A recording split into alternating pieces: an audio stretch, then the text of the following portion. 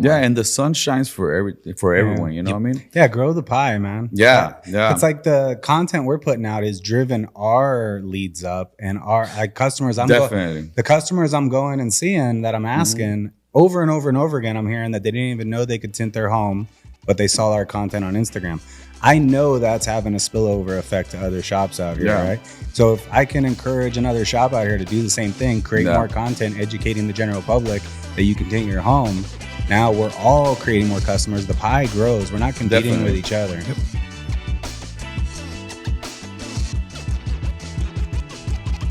What's up, everybody? Welcome to the Born to Tint podcast with Mother Letters. I'm Ricky, and I'm glad to be here with my big brother, Josh. How's it going, everybody? Today, we have a special guest. We have local entrepreneur, businessman, Nery with Slanging Tacos. Check out this conversation. Really fun.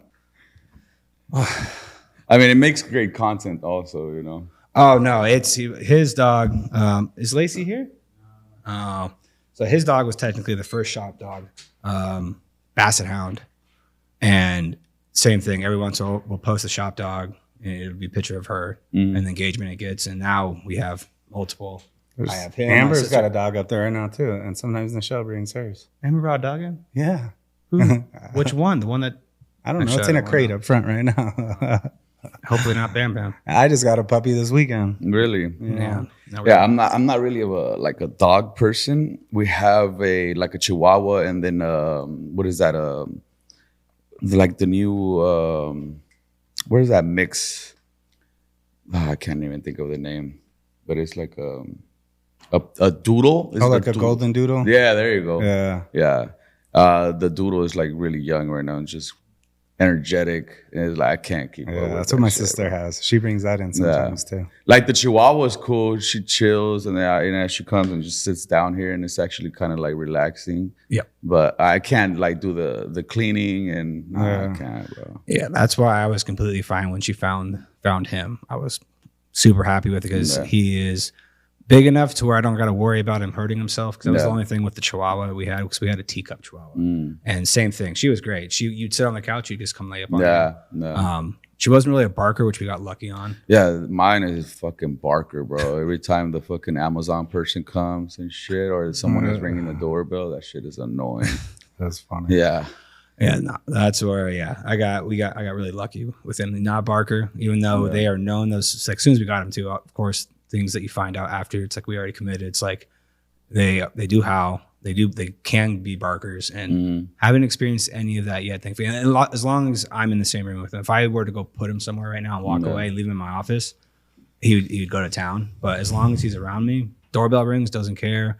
Doesn't react to other dogs. Like other dogs walk up to him, he instantly submits. He's like, "No, I'm good." Like, "Hey, hi," which is like it's perfect. Like, I wish I had a little bit bigger for more running because I do ultra running, so I can only take him like 6 miles, and then past that, I could just be hurting him.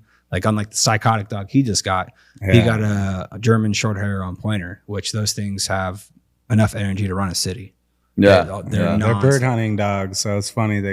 We just went and picked her up in Arizona, and the couple that had them had elk and freshly taxidermy cougar on the wall. Like no way. Yeah, like a little bobcat. It wasn't gigantic. It was pretty cool though. But the giant elk on the wall was actually the wife's dog. But like typically people that hunt will have pointers because you can go out hunting birds for hours and hours and hours. They just don't stop. But they're also great if you're into running long distances on the trail. Because we had I'm sorry to cut you off. No, you're good. I had I don't know about dogs, but there's this dog that looks like a wolf. What is it? The husky. Yeah, husky. And I would go running in the morning, but man, she would take off, bro. And I was like, I couldn't keep up, man. I couldn't keep up. She was just dragging me like this, man.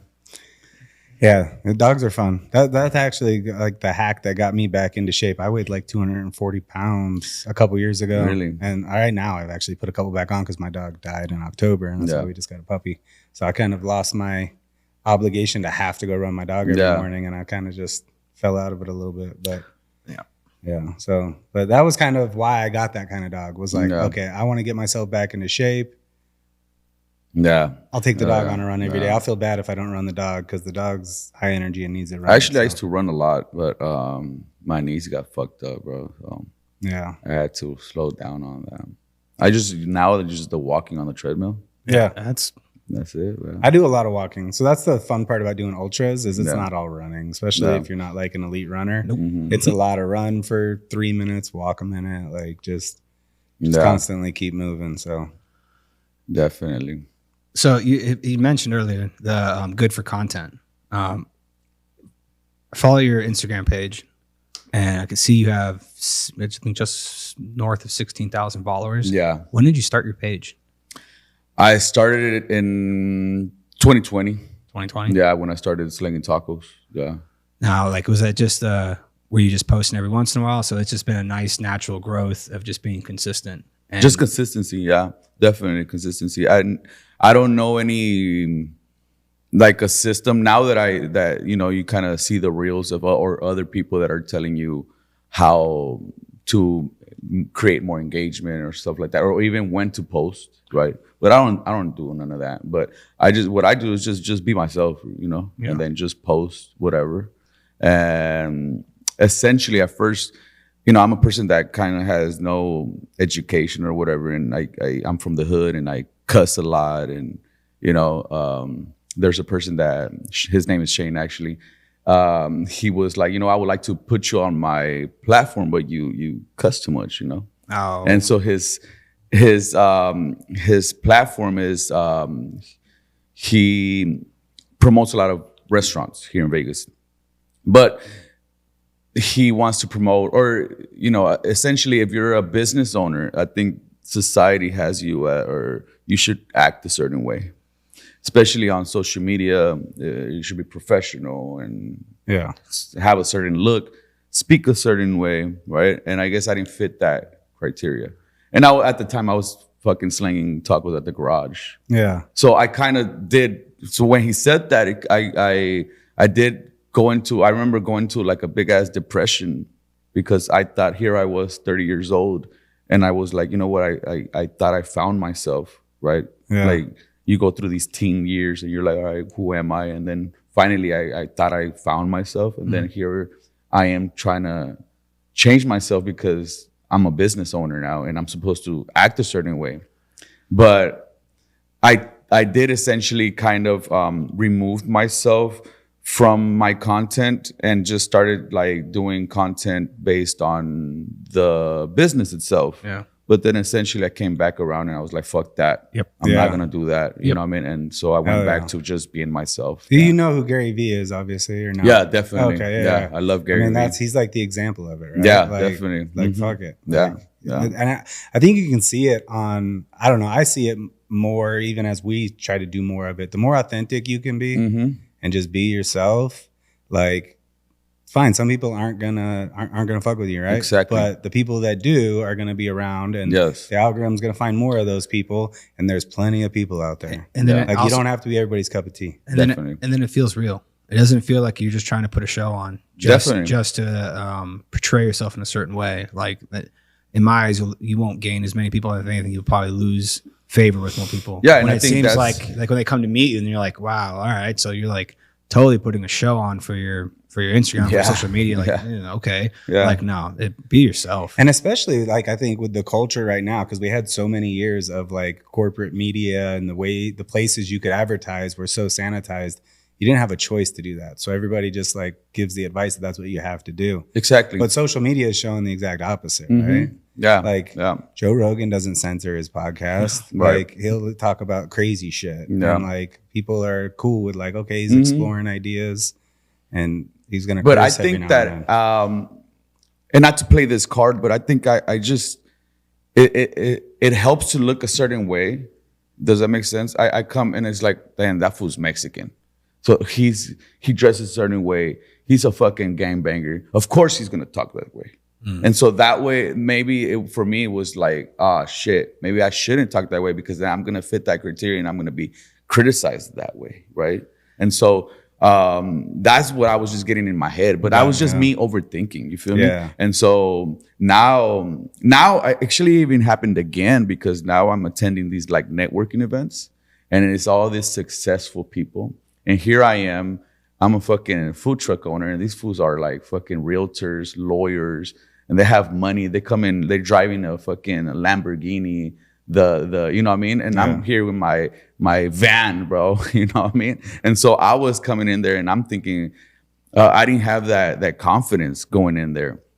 But then I started thinking, you know what? Like, I started thinking of my family, and that gave me a lot of confidence, you know? And so, again, I wanted to speak a certain way and talk like how they talk, you know? But I was just like, nah, fuck that, bro. I'm gonna be myself. You know what I mean? And so when I started thinking that, again, like I even felt my chest puff up a little, you know? And I started gaining that confidence again. You know what I mean? And I think maybe I'm gonna like struggle with that maybe in the future, but I don't know. But I just I know that when I think back to just being myself and thinking about my family and who I really am, that's what gives me that confidence, you know. And in my eyes, though, the person that's going to judge that and shy away from you because of that is that the clientele you technically even wanting to go after, or if someone's going to be that judgy to where they're not going to get to know you. Yeah. Which, along with when you're creating the content, as long as all that short form goes out, they're going to slowly start to get to know you and realize like, oh no, he's being himself. Yeah. And like, then you win them over with that. And then they look completely past that. And then I'm worried about that. Like, I mean, even with, like you said, going to those groups, going to that group, if anything, the best thing about that is you're surrounding yourself with success. Like, right. The only thing that's going to do is help improve you. Like, doesn't mean change yourself, but you might slowly start taking little snippets here and there just to improve. I agree. And that's just like, and then that happens organically instead of you just trying to force it. Like, oh, I'm being told I have to act this way. Yeah. And it's like, yeah, but that's going to come off so unauthentic, and it's just going to, it won't help grow as fast and nowhere near as fast. Yeah, definitely. I think you're definitely right because, like I said earlier, I thought I had found myself, and you thought, and I have, right? But you never end. That's like a never ending, like, you know, process. Absolutely. And so here I thought I was done. Like once you reach a certain like age, or you reach a certain like a wisdom where I thought I was wise and I have learned everything, or like here I am as an adult, I thought that I was done, and I'm not. Yeah. I'm not. And so when I'm going to like I'm this stuff, I'm getting chills because this is just like within months, bro, what I'm finding myself. And so I'm like even starting going to church and shit, right? And so in church, they're saying, go find God. And I'm like, I am God. I'm trying to find me. You know what I mean? Yeah. And maybe a lot of people don't relate to this, but I'm not a religious type dude, bro. Yep. But for me, we are all our own God. You know what I mean? And so when I was like, you said that, you know, you're going to take snippets here and there. I am seeing that, you know, I'm seeing that I am changing for the better because I am changing who I am going to become. Yep. I'm going to become this person, and I'm in that process. You know what I mean? Oh, for me, it was like you're saying like at 30, you had that happen. In my eyes, probably I'm early within that, technically within the last 5 years, you start coming to the realization that everything that you were told growing up, you're like, okay, they were right majority of the time. And then now I look at it as I still don't know anything. Like I thought I knew what I was doing when I was in my 20s. And then I look back and like, God damn, I was an idiot. And even right now, I still look back in my early 30s and it's like, nope, I could have changed.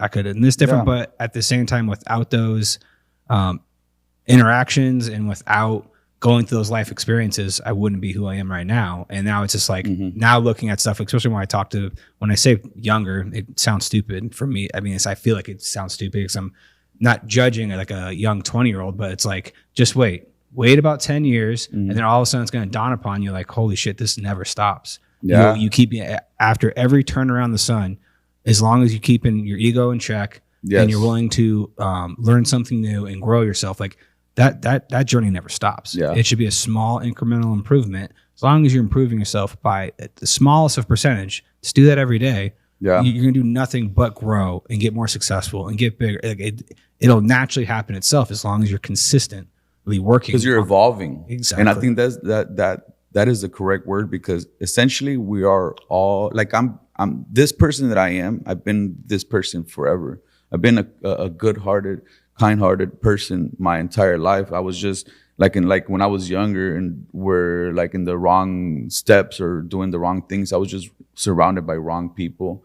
and trying to fit in. Does that make sense? But that didn't make me like a bad person. Oh, you know what I mean? So I'm the same person, and so I'm not changing who I am. I'm kind of just evolving. And so I'm learning that now. You know what I mean? And so as I sit here today, I'm in that process of like discovering myself and like, man, I was just talking to again that guy Shane, who I was speaking to him last week at another event.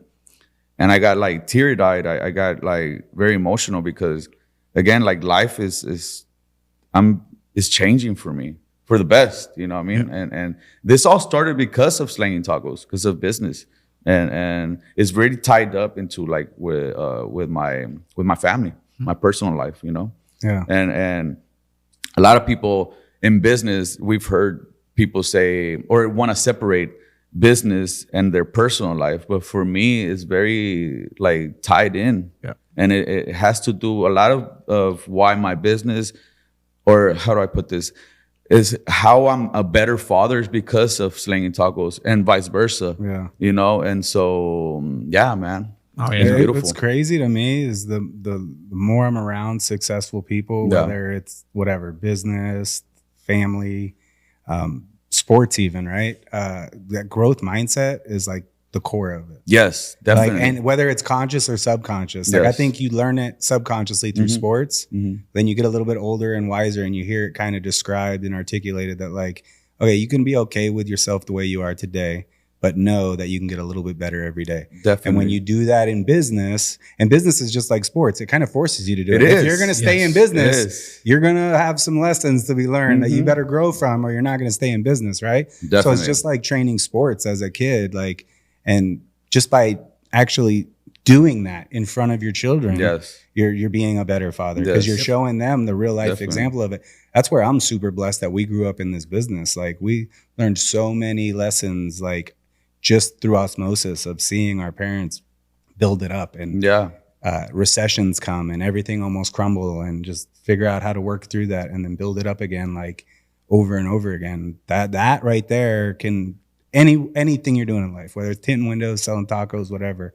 If you keep that mindset, like you're going to be successful. Yeah, because you're essentially every day you want to be better, bro. Yeah, you want to be better. And so for me, it's like why I found success is because every day I want to be better than I was yesterday. And the only person I am in competition with is me. And you hear this, like a lot of people say this, but when you say it and you actually feel it and you're actually doing it, it's different. You know what I mean? And so I actually feel it. Like there's literally we have for our content, we go out and we support other small businesses.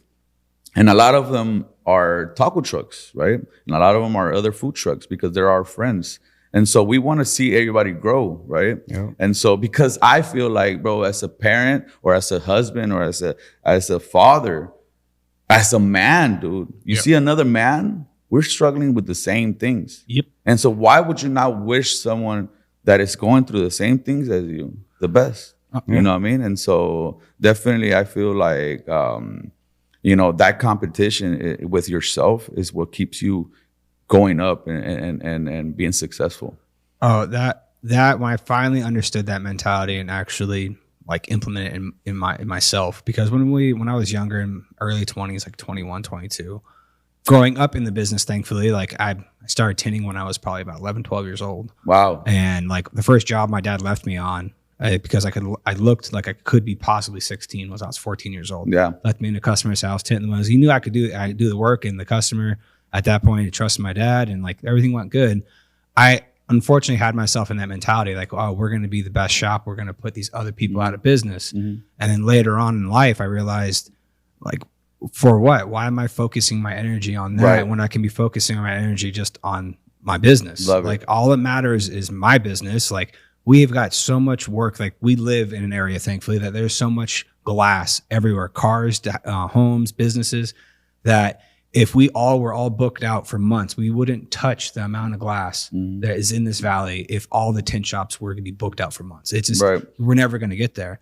So why focus on trying to put other people out of business or worry about what the competition's doing? Like, I mean, it does. I used to worry like, oh, this guy's opening up over here. And then And then other competitions kind of fall into the same thing. Oh, we're going to put Green Valley out of business. Like it used to bug me, and I realized, like, if that's what you're going to focus your time on, that's energy being wasted. Yeah, go for it. Like I'm completely past the fact. Like, I mean, one of the things we even do, like with the podcast, we've had local tin shops on the podcast for the same reason. Like, I just want to grow and strengthen my industry. Yes. If our industry is strong, that means that we're all eating. Like if we have one person out there that maybe they do need a little help or guidance and they've been shut down by so many people, so now they get resentful. Now they go out and they're doing work that isn't up to par with technically what we would think what our industry should be putting out.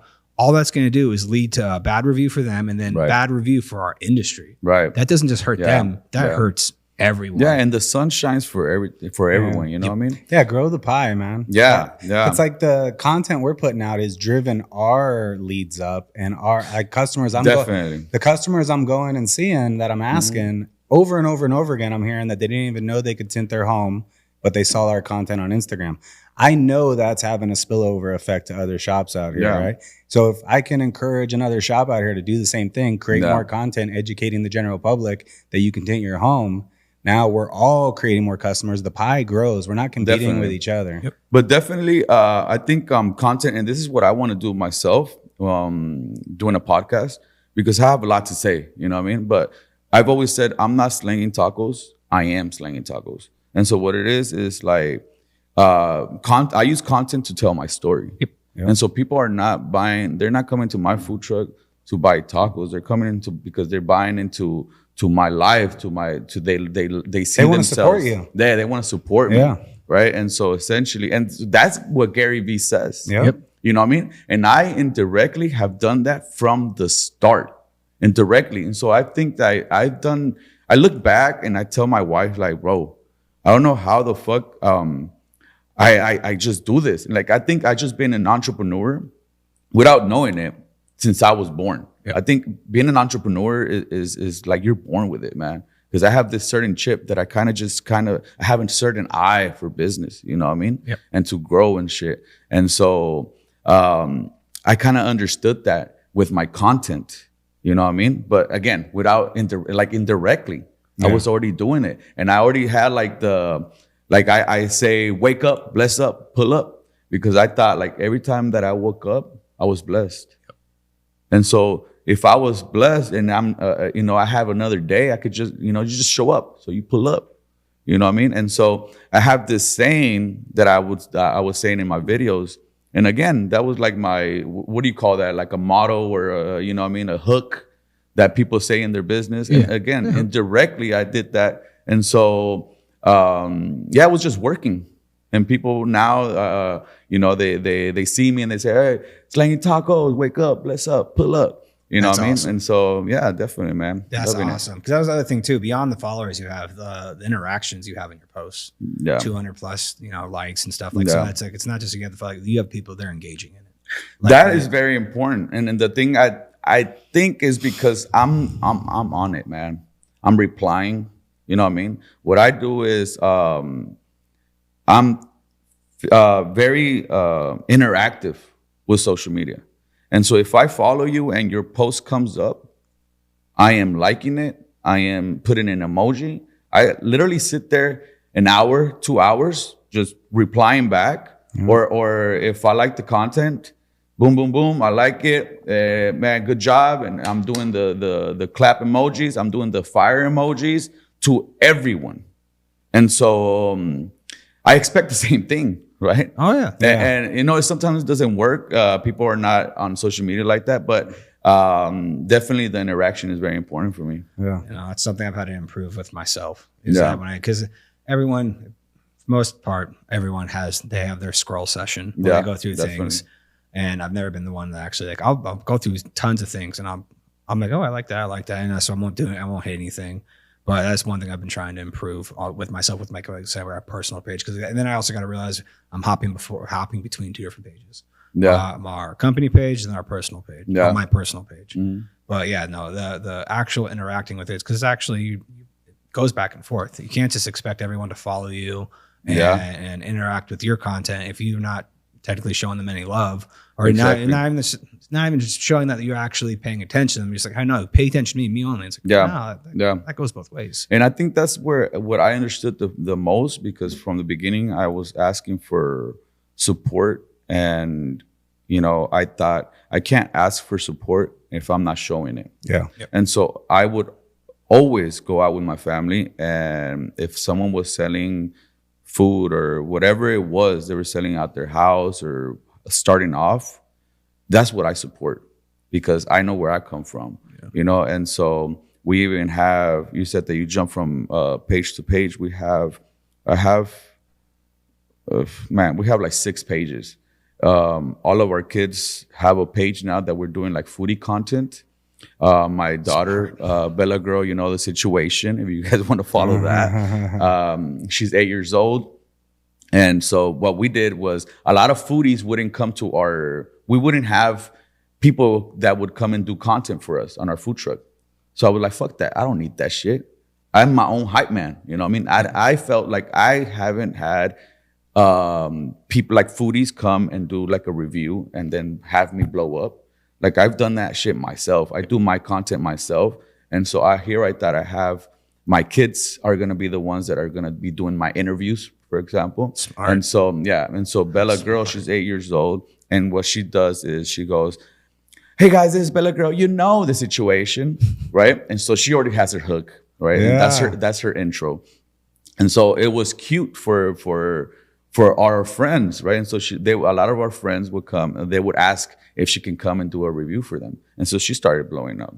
And so we were already going to these places to do, I don't like to say review, because we were just there to support. Experience. I'm giving you my experience. Yeah, and so we were not recorded for ourselves, but we were recorded for Bella. And so here we just thought, you know what, we should also do content also. Use it for content. Yeah. And so now we're getting invited. We actually just got invited to this Korean barbecue place yesterday to do content. That's awesome. Bella's actually getting paid. These people, our friends, give her $50. The most she's gotten is like $300 for a video, bro. You know what I mean? And so we don't charge or anything. Again, we just do it for support. But it's all about content now. Yeah, all about content and is your brand. Is branding yourself. It's branding yourself. It's the next step in reality TV. That part. Yeah, it's those shows are always shown to be very successful. Now people don't watch reality because it's like, this is just all fake nonsense for the most part. It can't. Now when you go on social media, you got those constant little short little snips going out, a reel, and then maybe post a long one. Like, that is reality TV, and people are on their phones. Yeah. And when you're being authentic and actually going out there and just kind of say, hey, this is what I do. Like, people follow along with that because now they're getting that fix of reality TV, but they actually feel like this is actual reality. Like, this is what this person is doing. Like, I don't know if you guys are doing that, but I often find myself putting on TV and then just scrolling through the phone. You know what I mean? And I'm pretty sure a lot of people are doing the same shit. You know what I mean? Because our expansion, what is it? Our expansion or our focus or attention. Yeah. Expansion, it has gotten very short. Yep. Right? And so now if you watch a long video, it's like, nah, man. Yeah, that's why better be a good one. Yeah. What's crazy as you get into the content side of it and you really start digging, like, watch a Mr. Beast video and sit there and count the cuts or when it's moving. And it's like, you can go 1, 2, 3, boom, 1, 2, 3. Every time you get to 3, they're zooming in, zooming out, or showing you something different, because that's how our attention spans, like 3 seconds. Yeah, so different, like you have it here, right? Yeah. Different point of view. Yeah, right? just changing the angle you're looking at them. That's why you'll start noticing those cuts. That's trying to keep people's attention. That goes back to Gary Vee, right? The whole thing, day trading attention. If people are spending, now the average is up to 8. We keep saying 6, but the new average they say is up to 8 hours a day on your phone. If people are on their phone 8 hours a day, it's a really good opportunity to get in front of them and let them know. And so that's my whole concept, man. Yeah. Like, as soon as you wake up, I want to know, I want to make sure that my face is on your phone. Yeah. I want to see that my tacos are on there. And it's not even about tacos no more. I'm promoting my family. Yeah. You know what I'm saying? And so Slanging Tacos is going to be everywhere, bro. Yeah. Everywhere. And so the thing is, for me, is like, man, I'm having a party. who does tacos? Maybe I should have tacos. Who does tacos? Hey, it's that guy that says wake up or bless up. Who's that guy? Right? And so if you just have that, because you might have heard it or seen a snippet of it. Yep. Right? And that's what essentially is what I'm trying to do, is just have that attention on me and my family, right?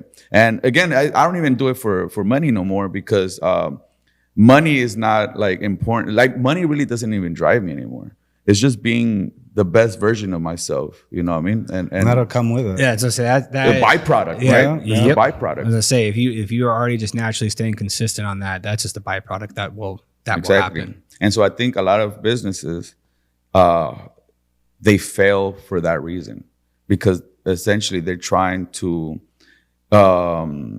get to the money. Yep. They're doing it for the money, and they wanna skip those steps. They're like, we keep talking about Gary Vee. I listen to Gary Vee. Like, I don't listen to music anymore. Yeah, like I listen to podcasts all the time. And what are your big ones? Gary Vee, Gary Vee, and one that I really love is Rob Dial. What is this? The mental. Damn, I can't even think of it. There's so many now. It's so crazy. Yeah, but Ed Milet. Oh yeah. Ed Milet. I already have that. Definitely Ed Milet. But Rob Dial is like an overall like life mental fucking. I can't even think of the name. I'm trying to think of the name, but yeah, he's dope. That's the beautiful time of what we live in right now. If you're actively trying to grow and improve your life, there's so many people out there that have done it, that are going out there and sharing their experiences on podcasts or audiobooks or whatever it is. So if you're actively engaged, trying to learn and grow, you'll find someone that resonates with you, that has a recipe of steps to follow. Man. Yeah. It's the best time ever to be an entrepreneur. Yeah. And, people complain about problems in the world, but like for an entrepreneur, problems are good. Go solve a problem. Yeah. Right. And the fact that you're leading with not even like when you're making the content with your daughter, it's like, hey, I just want to go help these guys. Mm-hmm. That's why it's working. Yeah. It's not because hey, we're going to go make some money off of these guys. It's like, no, let's go help blow their spot up. And a byproduct of it is all of a sudden now more people want to work with you because you're helping them. Like, because the thing is that what I believe is what you put out into the world, bro, is what you're going to receive. Yep. And so I'm learning through like books, the podcast. It's like the more generous you are, it's funny because it keeps fucking happening to me. Every single time it keeps happening to me. I find myself where I have no work, and I have obviously there's no like money coming in, right? And then I don't know, there's like a GoFundMe for someone that is going through something or might have been a death or something, right? And I'm inclined to to donate. And at times where I probably shouldn't, because I have not a lot of money. Yeah. And so I do this donation, and then for some reason, or not for some reason, but for that reason, then I find myself with work. Yeah. And like a big gig, like a big catering, a big payout, right? Yeah. And every single time is because I did something, a good deed. Yep. You know what I mean? And so to the point where I'm an overthinker. I stress the fuck out. It's happening so much to the point where I no longer stress about money, because I am good. I may not be driving the fastest car or the brand new car, but I am happy, bro. I am happy. And again, I'm probably gonna get emotional, but because this is happening where I'm realizing this within months. Like, I'm just so blessed. I am blessed. And so I have an F-350 diesel where I mistakenly put gas like 2 weeks ago. Oh, no. And I was beginning to stress out because this happened on Thursday. And so Friday, Saturday, Sunday, I was booked. And I was like, fuck, bro. What am I going to do? Now I'm going to rent a truck, right? I have to rent a truck only to go work to pay for the rental and the fixing of the truck. But I was like, bro, I'm 35 years old. If God permits me, I'm gonna live to 80. I have another 35 to live. I have 35 years to fix this fucking truck and make the whatever amount of money I want. Yeah. Right. And so, you know, I was like, you know, again, I don't stress about money, man, because money is just gonna come, and like all my shit is paid like on time, and I have no worries about money. And you know, again, like where I have no work, and then someone calls me and says, "Hey, can you do a catering for 50 people?" Yeah, okay, for sure. And then the deposit hits, and I'm like, "All right, I'm good for another week, 2 weeks," and another one hits, and another one hits, and it's like I don't worry about fucking money, bro. And I worry about personal growth, and now I'm worrying about trying to be the best husband, trying to be the best father, you know what I mean? Trying to be the best version of myself, man. And that again is like where I sit. I want people to know, like when I die, I want my kids to be like, man, that fool was dope, man. You know what I mean? Like money, I'm not going to be able to take money to the grave, bro. And again, all of that, you focus on that and the byproduct, all that, the success will come along with it. It'll come along with it. That's a natural, all majority of the people that I've gotten into follow, it's the same thing over and over again, is work on yourself, make yourself better. And then the byproduct for all that, all the other stuff will come with it. Yeah. If you're just focusing on what's my return on profit, I want any profit, needed money.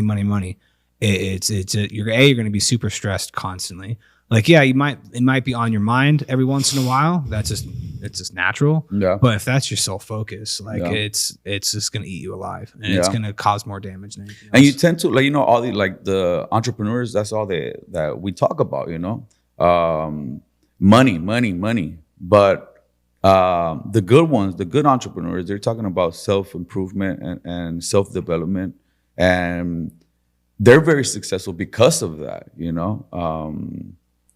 But yeah, I rather be poor and be happy with like have my kids all healthy. Yep. Then you know what I mean. It's invaluable, man. Exactly. I mean, time is irreplaceable, and if you're spending all your time and energy stressed out about making more money, like, what's the point of it? What's the point? If you're not like, you know, what I just figured out is like you have to have a quality of life. Yep. You know what I mean? Because at first I was chasing money, and I come from the hood. I say this, I come from the hood, and then the hip hop culture, they kind of teach you that, oh, chasing money, it's all in the rap songs and all that shit, right? And so we're like, yeah, chasing money is cool. But you're always broke. You're always stressed, right? And so now all I chase is self-development, and what I'm chasing is quality of life. And so at first, when I first started slanging tacos, I wanted to be everywhere. And I thought that being busy is what equaled money or success. And so now I understand that, like now I'm very selective of where I'm going to be at. And I'd rather work 2-3 days out of the week than 5 days, because being busy doesn't mean that you're making money or you're being, you know, like, right. Totally. And so I'd rather be just that 3 days, being selective, and spend the rest of the time with my family, because my kids are, you know, I mean, I have a 15-year-old, I have a 13-year-old and an 8-year-old. And you know what? I think about it, my 15-year-old, I don't know how that fool got 15. But it went so fucking fast, right? And so I wish I would have had more time with him, you know? Yep. And so, yeah, I value that a lot, man. Family for me is where it's at. No, we were kind of the same. We just kind of within the past like 2 or 3 years. Like my father started the company, and then in 2020 he had a stroke. Mm-hmm. And at that point, he was 35 years into the industry. He was already looking to like, hey, this is you guys. And he was already kind of grooming us to take over. Mm-hmm. So when that did happen, it was just like, it's not so much like we were already kind of running it. It was now it's like you're running it. Right. He's you know, thankfully he pulled through, but now he's completely retired. But like at the time, it was like the benchmark was, do we have enough cars booked? Like, and just if we're super busy, we'll be good. And then we finally got to the point about a year and a half ago. So started working with Ryan Pineda. He's the one who helped us. We started the podcast. We started a podcast, but he had a program out to, you know, hey, use my team, pretty much train you to get to the point of like doing the podcast. And then we ended up hiring him as a business mentor. It's probably one of the best decisions we ever made, because we started actually going through our numbers and stuff. And it's like, just because we're booked out doesn't mean we're actually beyond the profitable, but we're making money. Like we're making things meet, but it's super stressful. Mm-hmm. get to the point of actually valuing what you're actually giving your customer, raise your prices. Yes. Like you say, selective.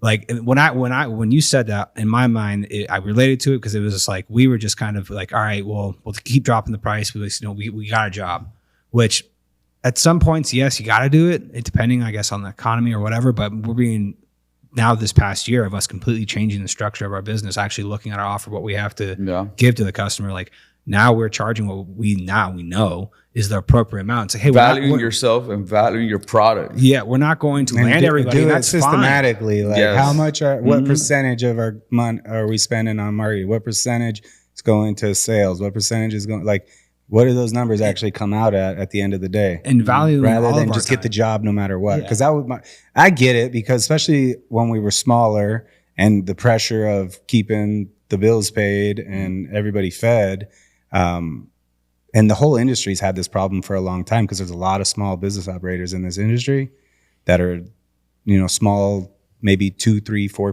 people crews. Sometimes a lot of it are even smaller than that, just a family, right? If it's November and you don't have any work to do for the weekend, you go on a bid for a house and the person starts haggling on price, it's either go down with your price or have nothing to do. Yeah.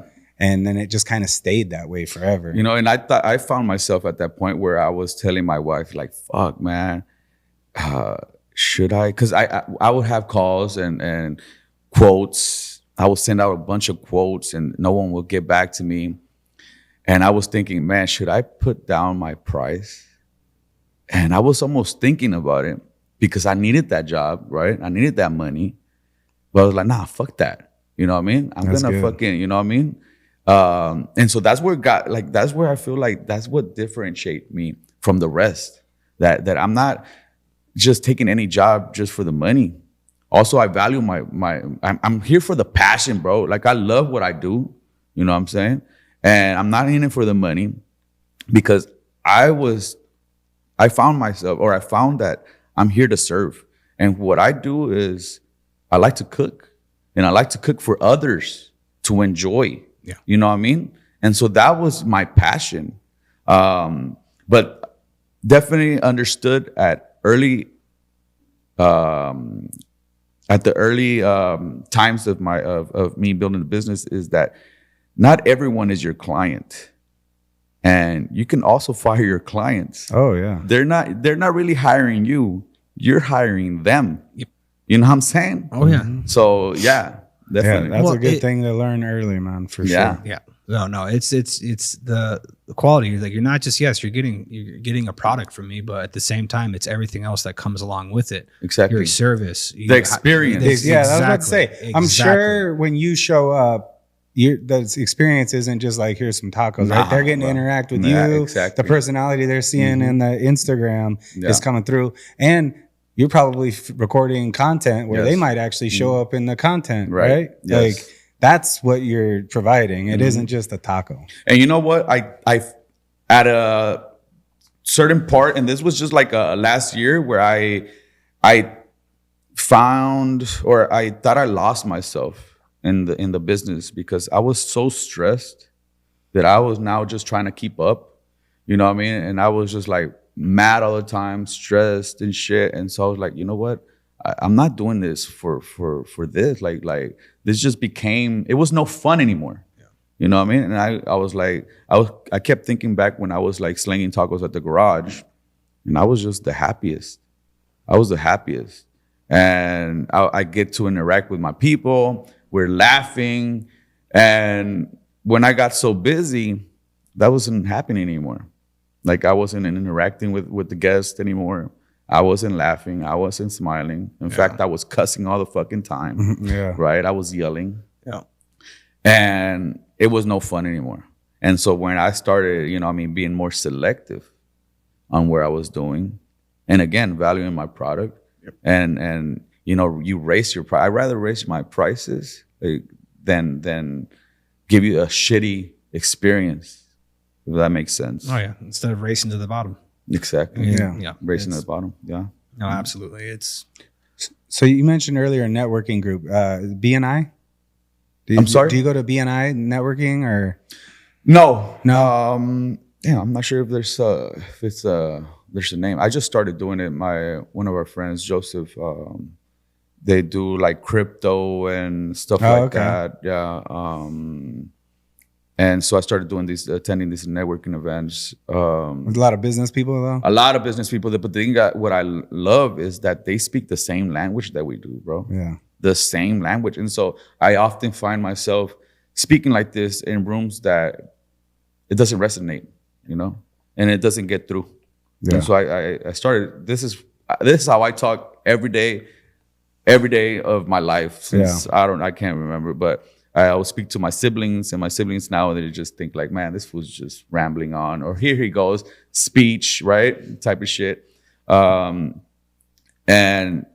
so I find myself in this room where it's like-minded people, and I love it, man. They have the same energy, Yeah, they're trying to help each other. So I just recently went to a BNI group. I used to go to Le Tip years ago, which is similar. It's a networking group that meets in the morning for breakfast. But I just recently went to a BNI meeting over in Summerlin.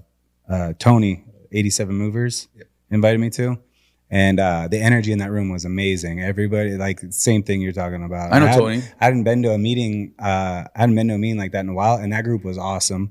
Bunch of business owners, and their entire goal and mission in there is to give referrals to other people in the group. Yeah. Like, so it's all about how much can you take this network of people and refer work to them. Yeah. And it's like, I feel like, to me, that's like the perfect place to spend some time and energy on. How can I go help these people? And then especially for you, I mean, all of those people are business owners. Right. What is the likelihood they're going to need to cater an event at some point, right? And so the thing is, at first, I actually met Tony at 86. Is it 86 Movers or 87? 87. Yeah, I met him at my first network event that I attended to. Okay. And I was actually, I didn't know how to feel about that one. I was really uncomfortable. I didn't know how to act. I wanted to act like I just don't have, maybe you could tell, but I don't know how to talk. I don't speak eloquently. It's hard for me to find the right word. I probably use the wrong words. And so I was really, I wasn't confident at all. And I was just trying to be someone that I wasn't. I was trying to speak a certain way. And I got more nervous, right? And I was like, fuck, hell nah. And so now that I'm attending these new ones, at first I was still acting that way. I was still kind of like, but now as I speak more and I get more confident, and I told myself, like, bro, I know he does, they're coming in Porsches, they're driving the Porsche, they're driving the luxury cars. And again, I'm driving my minivan, bro. But I kept going back to my family, and I kept going back to, you know what, I'm gonna be myself. And so that's what got me very, very much confident. But yeah, like, if you guys that are watching, if you guys want to grow your network, you gotta go to these network events, man. You gotta go be uncomfortable. Go put yourself in an uncomfortable situation, and know that it's like, all right, it's gonna take a little time, and then you find your confidence. It's like, even when you start your business, your price starts at a certain point because you feel like this is all I'm worth, and your confidence isn't there. Then as you grow it, you start realizing, like, no, I'm really good at what I do. Yeah. I love what I do. I provide, all these different things. No, this is what my price is. It is what it is. Like, if it's not up, if it's not up your alley, then that's fine.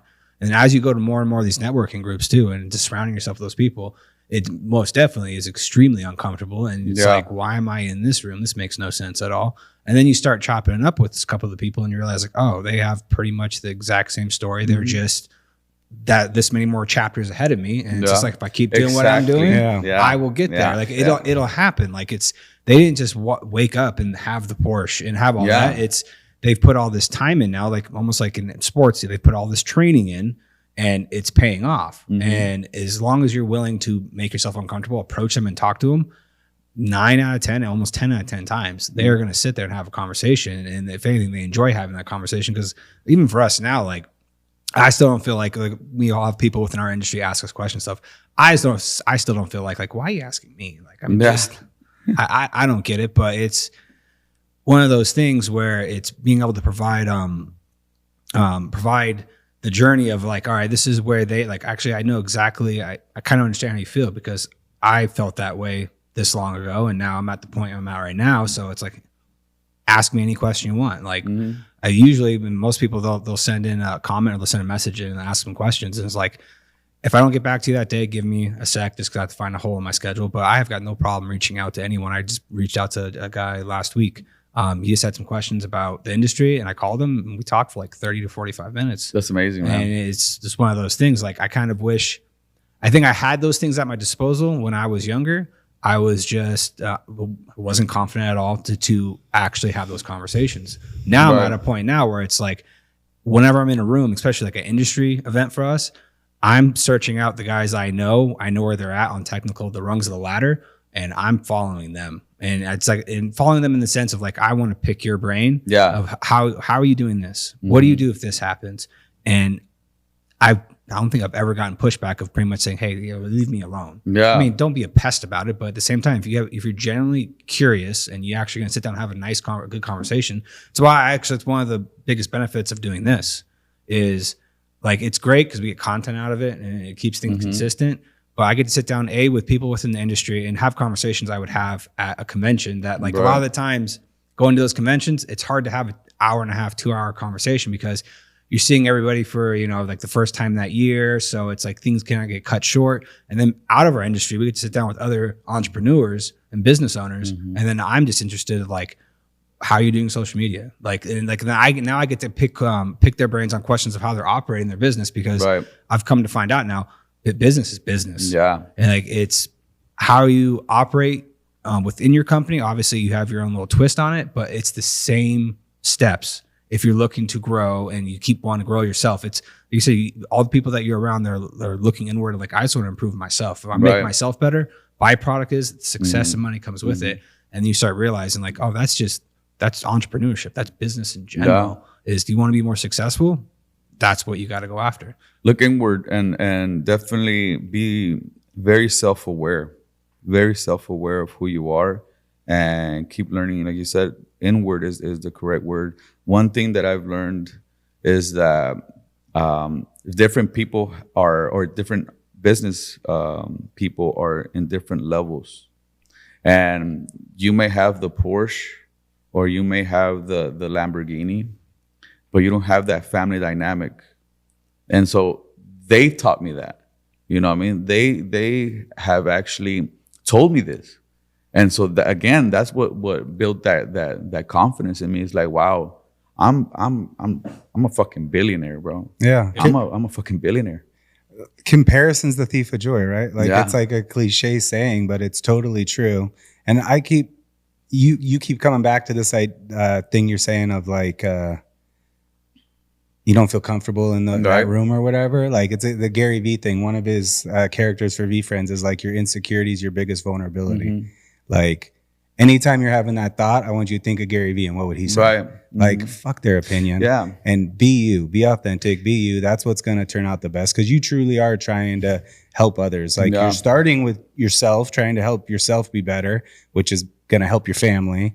And then who else in the community that I'm working with can I help? If you just keep doing that, you're good to go. Definitely. And that's something that I've learned over the years. Like what Ricky was talking about is like, yeah, we're actively going and trying to grow ourselves. And we're asking questions of people that have made it further than us. Like now that we're a couple more steps along that rung, like it would be an asshole move for us not to be trying to help people up that are like back where we just were. So like that feels better sometimes than when we have a success. Yeah. Like when someone hits me up in the DMs and like I just shared recently all the consultations we've done for the month. And when you see it on a map, it looks crazy. Even if I go back to myself 5 years ago, like somebody did that much work in 1 month just on residential commercial work. So people were DMing me like, dude, how are you getting all that work? And like, so I sat there and spent 30 minutes in the DMs kind of explaining what we've been doing and what we've changed over the last couple of years. And like, I hope they go and implement that and I can see them grow. Because if I see that, like, that's awesome. Like, oh, I didn't just affect our family and our employees and our business, but like that actually really helps someone else grow. Because now you're creating an impact, bro. Yeah. And like, so that feels so good. Yes, definitely. Oh, it's almost selfish. It feels so good. Yeah. I thought about that like that. I've thought of I've had like a little selfish feeling when I was giving back. And it almost was addictive where I was trying to do it more. Yeah. And so my friend Greg that I've met at these meetings, he said something that I felt so passionate about, that he said, I want to make more money because I want to give it all away. Yeah. And so I felt that, because now that I'm in this position, I can help so many other people, and I have, right? And so we keep coming back to the confidence thing, because growing up, success is always, or even in society, success is always measured with money, right? And so I'm at like in this stage where I was on top of that food chain, if that makes sense. And now I kind of jumped that level. Yep. And I'm at that bottom now. Mm-hmm. Yeah. Because, you know what I mean? We're fucking with like Ryan Pineda, right? We're fucking with these people. And I'm in the bottom. And so my confidence was like, oh shit. I'm driving the minivan. And I keep going to that minivan because I drive to these meetings in the big ass fucking mansion, bro. Yeah. And these luxury cars parked outside. And everyone was wearing like the Louis Vuitton jacket. And here I am, like, you know what I mean? And so, yeah, I felt like I didn't belong. Yeah, screw that, man. Yeah. I've been driving a company van for years now, man. Like, I got like, it would be nice to have like a Tesla S Plaid. Yeah. That would be sick. Like, I would enjoy driving that car around, but at the end of the day, it doesn't change who I am. And like, I don't need to spend my money on that right now. Like, I'd rather just drive the company van. Yeah, that's how I feel. And I'm the guy that drives the company van. Cool, whatever. I'm happy. It only drives more work. But you know what? They don't ever make you feel like it was just me, bro. Yeah. It's just in my head because it's not them making me feel that way. Yeah. It's me. Yeah, it's like the kid in high school with the pimple worrying about everybody else. Yeah. Like nobody gives a fuck. They were worried about their pimple. They didn't give a shit. Yeah. Oh, no. Going the path we've gone for the past like year and a half, and like I said, hiring Pineda was the smartest thing for us, because again, like it jumped us up that next rung to where we're at a new ladder at the very bottom. And being to begin with around him, he's never intentionally made me feel intimidated, but 100% when talking to him, because it's like, damn, dude, you're so damn successful. Like, you've done all this, you've grown all this. It's like, you know, and then doors start to open. We got to hang out and talk with Tommy Mello a couple weeks ago, like right before they did a podcast together, and got some really good advice from somebody who's taking it to a whole nother level. Now we're about to go to his training facility in Arizona and go see what they're doing there. That's like amazing, bro. Like, it's crazy, man. Like, but those doors don't open if you're actively not looking. Yeah, because it's not your net worth, it's your network. Yeah. Yep. Right. Oh, and so I'm starting to know that. Oh, 100%. That's crazy. That's where social is crazy, because social is just digital networking. And that's why we started the podcast. Like, we get to have this interaction with you where we're doing a networking event. Like, I'm getting to know you better right now. Yeah, and like know who you really are. So that's awesome. But then it's also now we just made a robot version of it. Like, other people are going to hear this conversation. YouTube, they're going to benefit. Yeah, like I look at YouTube now as like, if you do an instructional video, if I teach someone how to tint a window in a YouTube video, like, however much time that took me to do, if I had to do that one by one for every person, that even if the video only gets 500 views, it would have taken me 500 hours to teach 500 people how to tint a window. Right. But I basically just created a clone of myself to now be able to help other people while I'm not, you know, it's like a robot you're creating. I've never Video content is like a robot, right? Yeah. Like, the more views you get, you're replicating whatever it is you just did. So if you're giving knowledge or helping in any kind of way, you just took that, however many minutes it took you to do that, and now if it goes out there and gets 1 million views, you just multiplied that by 1 million. Yeah, and I think Poor Dad, Rich Dad, or is it Rich Dad, Poor Dad? I think that he explains it well in that book, where he says, in order for you to master, right, something, you have to teach it. Yep. And so I took that to heart, and so totally definitely have to put it out there. The jiu-jitsu to me is like the purest example of this. So I got into it a couple years ago. Armando, our lead flat glass tech right now, he's a black belt. Manager. Whatever. Dude, disrespect. Disrespect. He runs our flat glass department. He's the man. He's the man. Respect on but put some respect on name. He's a black belt in jiu-jitsu. That's how I met him. But that entire practice is from day one. As a white belt, you go in, you get partnered up with somebody. The instructor is going to teach a move. Now you and that other person, which probably has more experience than you, You're going to go over the move. They're going to be teaching you and helping you know grip here, grip there. Right. You might even notice something that they didn't notice and say, oh, I think it was this, right? So you're immediately, as you're learning, you're teaching. Yeah. Through the whole practice. And I think that's one of the most powerful things about it is it's like this thing you're never going to master. You can always get a little bit better at. And every person in the room has something different to give. So every time you have a new training partner, you might learn something new from that person you didn't learn from the last person. And you might have something to give them. And that feeling of as the whole room's getting better over time, 3 years later, that person that came in and was new and you were already a year or two in and is now like beating you. It's like, oh, that's sick. I like helped that, you know? That's cool. I love that you say that you're never really going to master, because that's something that I've always, you know, in the industry, it's always like, who's the best? Yep. Or I'm the best. Yeah. You know, and that's something I've never said. I would never say that, because that's like blowing your own horn, right? Yeah. And so I never wanted to do that for that reason. But I found that I never wanted to become the best, because then if you think that you're the best, like naturally you're gonna stop learning. You're the best. You have reached the cap. And so now what I've learned is that, bro, everyone is the best. Everyone. I ain't trying to be the best. I'm trying to be different. Yeah. I'm not trying to be the best. I'm trying to be different. Everyone in Vegas, if you like the tacos or in the food industry or even in your industry, they're saying the same thing. Yep. Oh, come to such and such. We're located at here because we're the best. Yeah. Right? We are the best. So we're guilty of it. We got an ad running right now saying we're the best because we won trophies.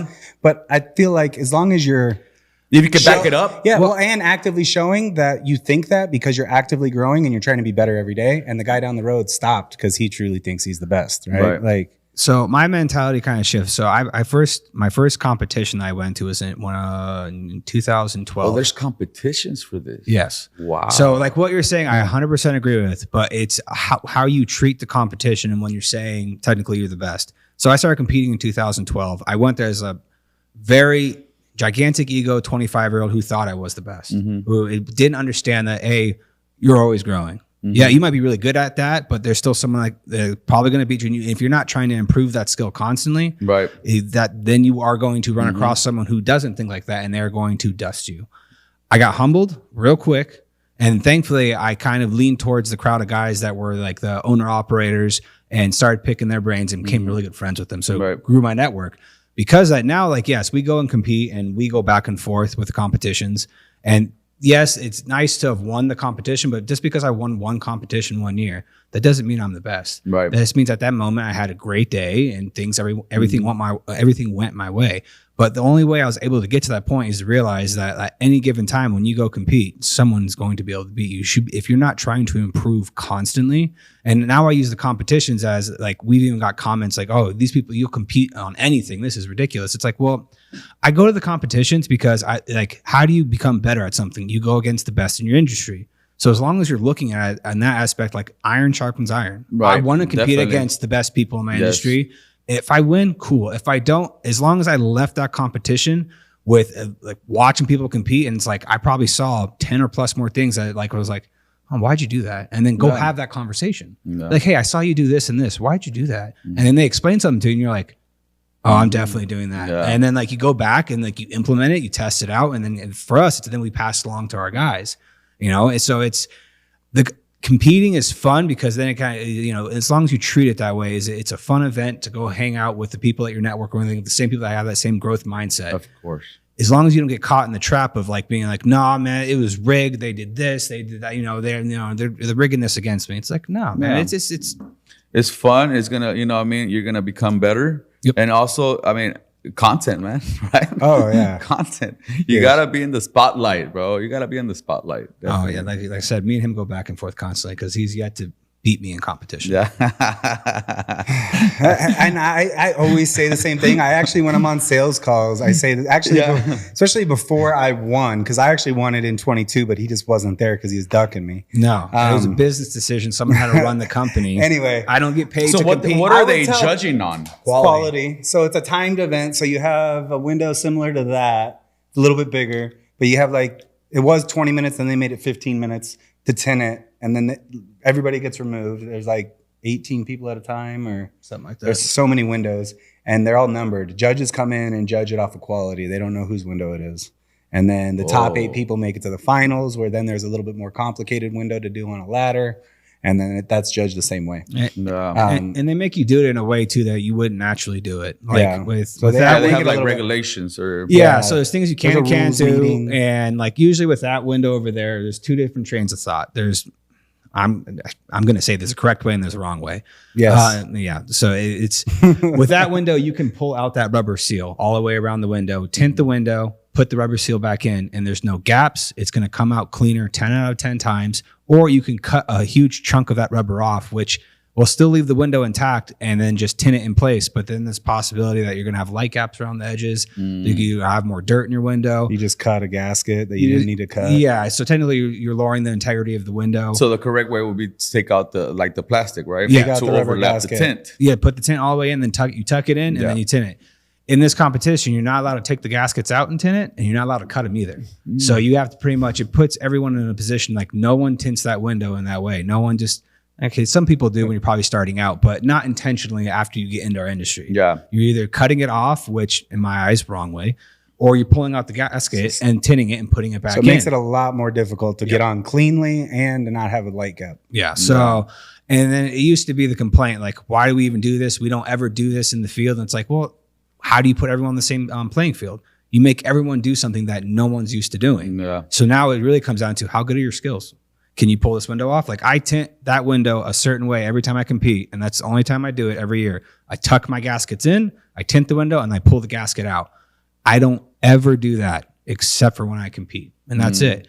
But it puts like I said, puts everyone on the same playing field to where it's like, who is the most skilled? Who's going to figure out this problem and solve it at the best of their abilities? And then you get blindly judged by, it was people within the manufacturer. Now it's actually starting to get to the point where they're letting past winners, they're recruiting past winners to judge it. Cause like, I want someone who's actually competed, who has won it. Like they know what they're looking for. If they really, and they have no skin in the game. Like they're only there because they actually want to help improve the industry, and they're just trying to pick out the best window. Like there is no alternative bias into it. Like some people will be like, well, this person works for this manufacturer, that's why this person won. Like, and it's always been nonsense for me because one of the judges for last year he wasn't there, but the previous 9 years or 8 years, it was one of our local competitors, Ecotint. He runs that company over there. We know him, we're real good friends with him. And it's like when people would raise that concern, I'm like, are you guys serious? Like, do you think that my local competition like I don't want to say takes pride, but like he wants to put the crown on either one of us? I guarantee he doesn't necessarily want to, but at the same time, he doesn't have an ego about it. He doesn't care. He's here devoting giving his time to judge. Like he's not getting paid for this. At most, they're paying for his room, possibly his flight. He's not getting the 4 days back that he's here just out of just like, hey, I'll be a judge. Yeah, he's networking and talking to people. But beyond that, he's not getting anything out of it besides the fact he's giving his time. It's also good PR to be a judge. Well, yeah, but it's just like... Is the judges like another like business owner? They own tint shops also? It depends on that. It depends. So most of them, yes. Most of the installers that are actually now judges, they're owner operators of their business. Yeah. So it just depends. Some of the like dealer reps for some of the manufacturers. There's people that have been in the industry a long time and know what they're looking at. Yeah, of course. But it's becoming more and more of that. Yeah, and they were trying to draw that out because that was the complaint. Well, you're just having the judge from this manufacturer judge. They're going to be biased, and it's like, and even with, that's why they make it blind. They even make you, if you don't hide your roll of film, which I still think is when nonsense. You're competing, so the judges can't see what type of film it was. That's the reason why it was the rule. I know was because you might have 3 judges, but there's 6 different manufacturers of film that are competing. People complain that like if they know that it's their guy's film, they're going to give them a better judge. So that's why they make you hide the roll of film. Well, my rebuttal to that is anyone who's been in the industry for 20 years, probably 9 times out of 10, you'll be able to pick out whose film is which because you've used all their films. You know what they look like. You know the dyes in them. Like to say that they don't know what they're looking at. Well, the whole reason though is that it's just stupid. Yeah, it's just to remove well, it's believe me, I agree. I understand it. It's to remove the doubt that there is a bias in there. But if you think these people are taking time out of their just taking their time in general out of their week to come judge this competition so they can make sure one of their guys win, like that's what you think of this person, like. You might want to look in a mirror first and do some like contemplation of yourself. Like it's Well, that's the percentage of people that are focused outwardly rather than inwardly, rather than like complaining about whatever and being a victim rather than like, hey, how can I just get better next year and try to win this thing? Yeah, no, it's what it is. But all right, so hold on. When did you so you said your social started in 2020. So is that when did the business start? 2020. So as soon as it started, you knew like, all right, I got to get on here. Yeah, of course. So pre or post COVID? That was like during. Was right during. Yeah. So the thing is that I was working at the airport, cooking for the airlines. And so obviously the airport was shut down. And so I had just moved here from LA. I was working over there at LAX airport. And so I got transferred here. I would come here every year. There's like a big convention. I think it's called CES convention or some shit like that. Mm-hmm. And so they will fly me in here to help out there, you know, because it was a lot more flights, you know, during that week or whatever. And so they'll fly different people from different airports to come and help out. And so I was one of them that would come every year. And so the chef there, he liked the way I worked and offered me a position. And I started looking at the houses. And so I came and I bought a house. And that was my first home that I bought.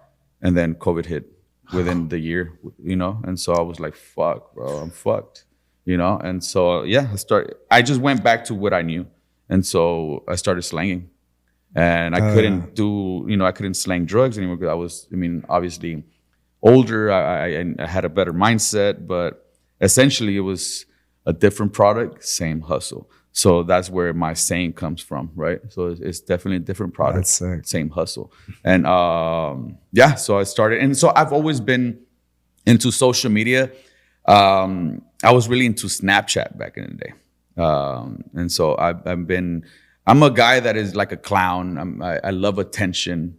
I do a lot of antics. And that has changed because I'm older now. But I love attention.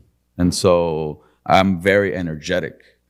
And essentially that was what transmitted into my Instagram. And so I was over there just fucking, you know, dancing and, you know, being energetic. And yeah, it was blowing off, man. In the garage over there on the east side, we had mimosas at one point. The whole breakfast, you know, slanging beer, slanging beer. If you guys are watching this, the OGs know we had mimosas in the front yard.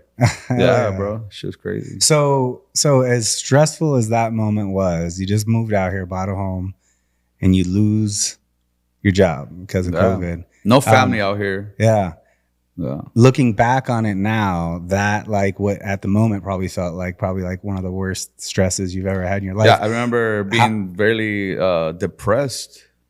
I mean, that moment could be looked at as like this horrible thing, but you've turned it into this amazing thing. Like you look back at it now and like, is that one of the best things that's ever happened to you? Of course. Yeah, that's crazy. But then I look back and it's just like, again, it's my personality. You know what I mean? Yes, I was depressed. I remember I was just like, I wanted to sleep my problems away. And I don't want to sleep. And I wanted to sleep. I wouldn't even take a shower. I remember like just waking up to eat and go back to fucking bed. And so one day I was like, fuck this. Let's do it. And so I started ordering tools on Amazon. And it was that day. And I said, wake up, bless up, pull up. Because I literally thought like to myself, because I'm an overthinker. And I just thinking. I was like, dude, I'm fucking blessed. I have another day. If like, there's nothing that could fucking like be worse. Like if I woke up, like I'm blessed and I have another chance to make a difference. And so that for me, bro, it's just like, yeah. And so I always been a survivor.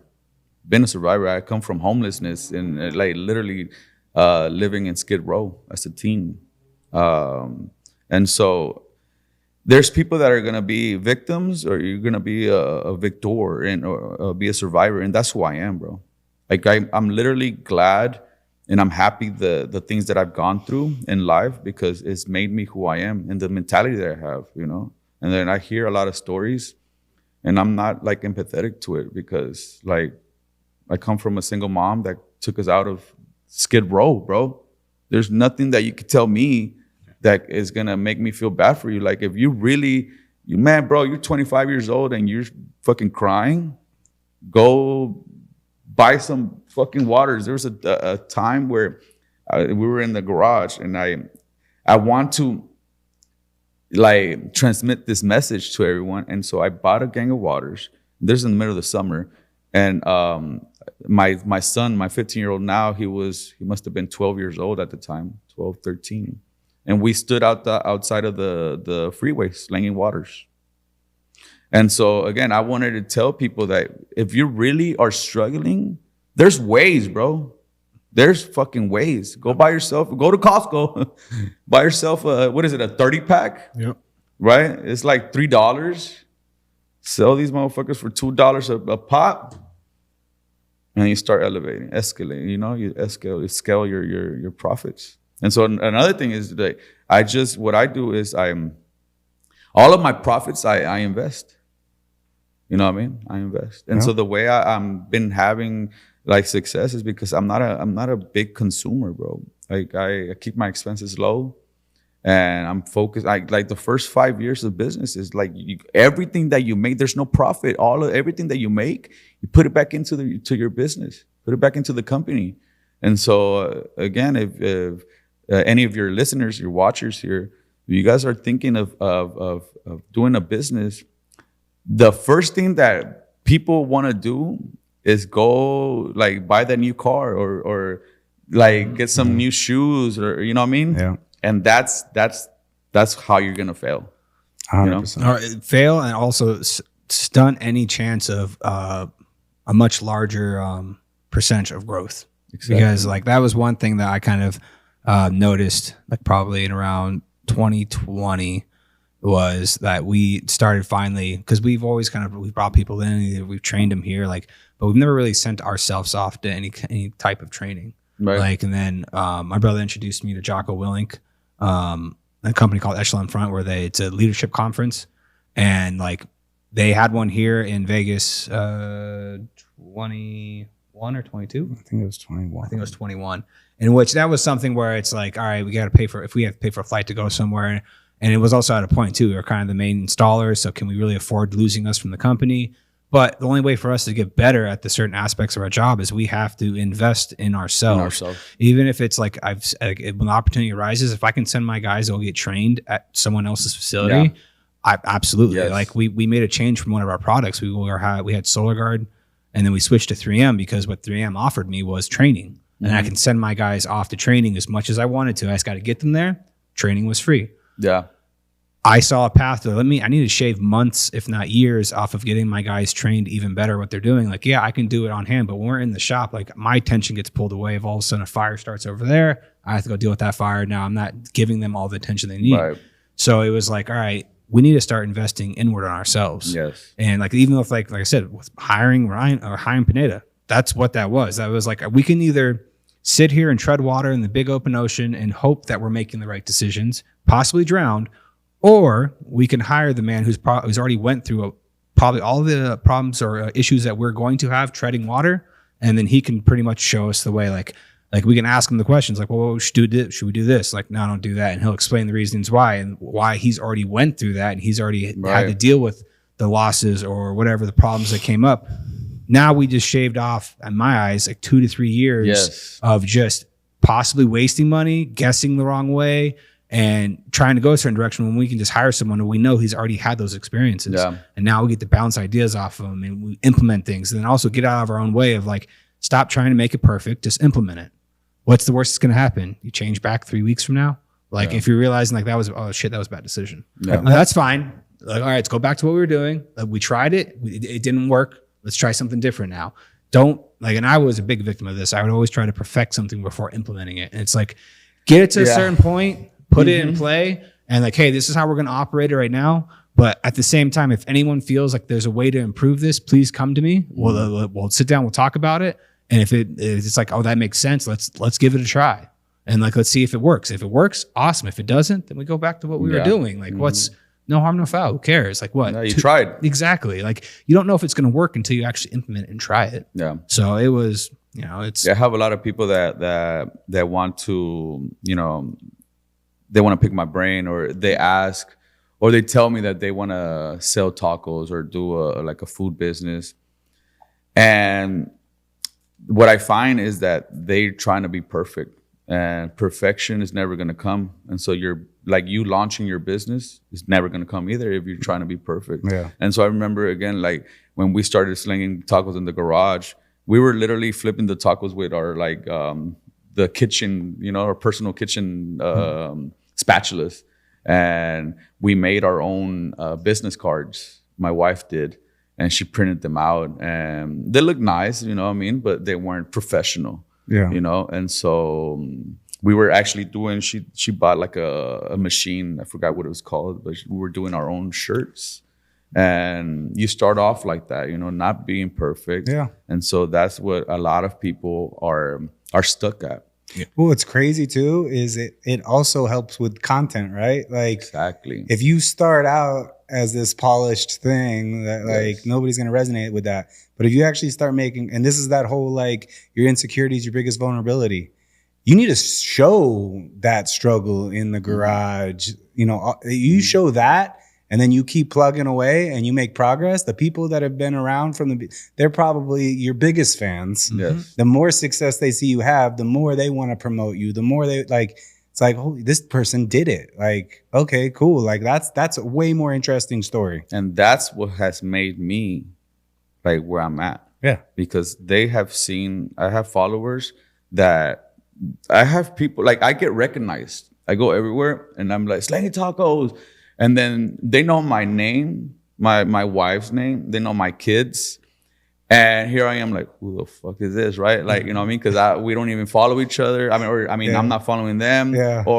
But they speak to me like they know me because they do. Yeah. And like, bro, remember when you were in the garage? And he comes off with like a story that like I was stressing or something like that. And it's like, they tell me that I motivate them, that I inspire them. And that is, again, that's what drives me, man, when you're making an impact. And it's exactly that. And Gary Vee says that a lot, what I mean? Where you have to document your whole process, your journey, you know what I mean? And so we keep going back to Gary Vee, but Gary Vee is the man, bro. Oh, that fool's cool. The last 10 off that we went to, he's bitter about because it was the same situation as the year prior. We were experiencing so much growth at the time. It was one of us had to stay behind. And the year prior, I had won. So I told him, I was like, it's balls in your court. Like you stay, I stay. Someone's staying. So one of us has to be here. Like the company will move on without us, but we had a bunch of big projects looming, and I just had a feeling like one of us needs to stay. So he ended up staying behind, and why he technically bitter and mad at me is the keynote speaker was Gary Vee. Not bitter. Oh, really? No way. So and then we got to meet him. And Tint was literally our sponsor for the podcast and the CRM we use. They're one of the ones that helped like sponsor him be there. And like I've got one of Gary Vee's NFTs still, like, and Gary Vee. I've never seen that. Yeah, Wow. so I'm a huge fan, dude. I'm a huge fan. So what's crazy is like I'm all right with it. So the NFT that I still have, I actually minted 7 of his NFTs when the whole NFT thing happened, and he's still building out that content right now. He actually just had a big giant incubator, like investment fund, just invest like $50 million into VeeFriends just recently because they're building out a ton of content, and they got Topps cards coming out this year. He's just constantly pushing stuff out. He's Gary being Gary, right? But that NFT that I have I got 5 1-hour like Zoom calls with the other 125 people that have that token, which typically there would be about 50 to 60 people on those with Gary, with Q&As for 3 years straight. And then that ended, and he just recently did a random pop-up with some of the people from his that work for him, the president of VeeFriends, and one of the people that works for him, May, who's been there from the beginning as a fan and then became someone that works with them. But all of the Hangout Hawks got to do one of those calls again recently. And then they announced on that one that on April, I need to put it on my calendar, on April 9th, we get to do a new one with Gary that wasn't ever planned, that you have to have that token to have access to it. And it's him and, oh my God, NPH, Neil Patrick Harris. For an hour. That's gonna be fun. And there'll be like 40 of us in there, 40 or 50 people that are in there with Gary and him they'll talk and then they'll open it up for questions, and I'll have the possibility to like talk to one of them. So this is so cool. I feel like I'm like somehow close to Gary Vee because I'm talking to you guys. But that's so cool. It was cool part about it is because Tint Wiz, we were so well connected with him. We got to, right before he went on and do the keynote, they presented him with a custom pair of Nike shoes that Eric, the guy who owns Tint Wiz, him and his buddy who makes custom shoes, they made a custom set for him. So they got to present that gift to him. And then we got to go in the room, take photos with him. And then at that time, like, we're pretty much told, like, if you're going to ask him a question, you just need to go do it. And like, you can record it. So I got to go up to him and record, like, just like thanking him for all the guidance he's given us. And then I also told him, like, hey, if I would have listened to my brother about 2 or 3 years ago, we would have started our podcast way earlier. We finally implemented it. We've been doing it for a year, and it's paid tenfold. And like, at the time, he was signing the back of my shirt for me. Like, I got to frame the shirt. I want to hang it somewhere in here. And like, as soon as he gave the keynote speech, he was like, the post, like, as soon as something happens, post it. And like, as he was giving his keynote speech, our technical editor, he was on his iPad editing it. And as he was saying, like, post it, we like literally posted that interaction, already cut, edited everything, posted it right then. And it was really cool to be there. And like, everything he was talking about, I was like, all right, we're on the right path. Cause he was like, stand up if you're doing Google AdWords, stand up if you're doing this. And it's like, it was only about 20-25% of the room was standing up. But every time he asked something, we were standing up. And it's like, all right, so just keep doing exactly what we're doing. Like, keep posting when something pops off, put money behind it, put it on Google Ads, like engage. What you were talking about earlier. When there's this negative, I wanted to mention this earlier. There's this negative perception out there that people are wasting their time on social media. So business people that are then using it are afraid to use it on the user end side of it and actively engage with other people that are following you. So that is one of the things I will do is if I get on Instagram and I go to the shop's account, I will scroll through the feed and find other tint shops and people that are following us. Engage with their content, like look at it, see what they did. Why did they do it? Engage with it, comment with it. Like, I'll spend a good 15-20 minutes, and I've intuitively always done that. I don't think I've like gone out of my way to spend a bunch of time, but like, to me, that's not wasted time scrolling. No. That's networking. That's so the thing. Yeah, it's definitely. I am very engaging in social media, and one thing that I always say is the consumption. What kind of content or who are you following, right? And so it depends what you're following and what's coming on your screen. And for me, bro, I'm following people like you guys. I'm following people that have a message, right? I'm not following any page that is on some bullshit. Anything that has to do with business or self-growth is on my feed. Train the algorithm. Don't let it train you. Right. That's the easy answer is just abstain. Don't let social media waste your time. But especially as a business owner and an entrepreneur, like, no, actively engage with it in an intentional way. Follow things you know that are going to give you good, healthy content. Like follow Jocko, follow Gary, follow whoever it might be that's giving you good advice and actually rather than, the typical just whatever it might be, like the Kardashians, whatever. Exactly. Like and we keep going back to the Kardashians because we can't even think of anything else. Junk food content, right? So it's just like your diet, your nutrition, right? I was about to say, man, you are who you eat. And it's exactly who you are if you're following these other pages, right? And so definitely, bro, I agree with that 100%. Yeah. I think that's probably a good spot to end it, man. We're going to have to do this again. And I definitely loved it. Where can people find you, Dane? And do you ever have just like a pop-up thing or are you mainly doing catering now? So if you are on social media, I'm very on Instagram, slanging_tacos or slangingtacos.com. And I post my schedule there. So we go everywhere where there's events or I just do events and caterings. You're going to see me very soon. Yeah, for sure. I'm driving all over the city all day long, every day. We're at Cadence here every Thursday, actually. Cadence. I have a feeling we'll be at Sunset Park.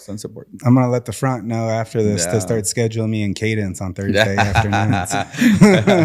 That part, man. Well, thank you for having me. No, thank you, man. I really enjoyed this one. Yeah. And we'll definitely do this again, without a doubt. Yeah. Fuck yeah, man. Thank you. You guys know how this works. Follow, subscribe. We appreciate it. Comment, DM, check it out. Subscribe, follow Slanging Tacos. Go check it out. Let's do it. Hell yeah, man. That was fucking dope, bro. Yeah, amazing.